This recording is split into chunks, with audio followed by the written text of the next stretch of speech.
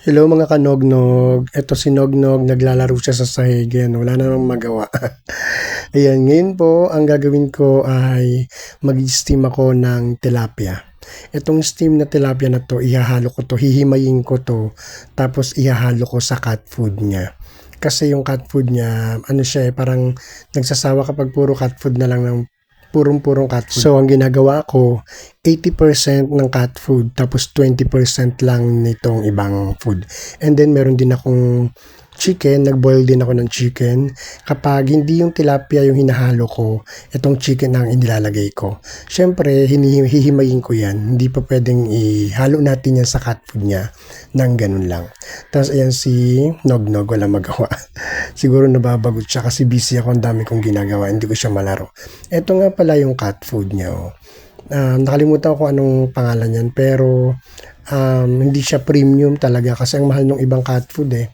So ngayon, muna ako, tiyaga muna ako sa ganyan. Yung abot kaya lang muna. Kinakain naman niya eh. Tsaka hindi naman maarte to si Nognog eh, kasi puspin lang naman to, hindi na wala naman tong lahi.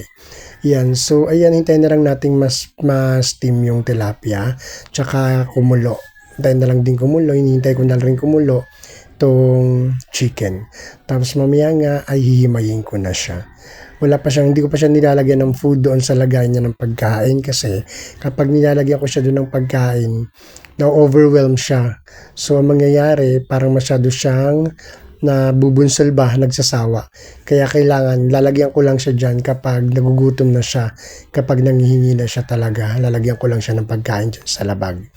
Tapos, antayin ko lang ng konti yan. Siguro pwede na tong ganito lang, no? Steam naman na siya.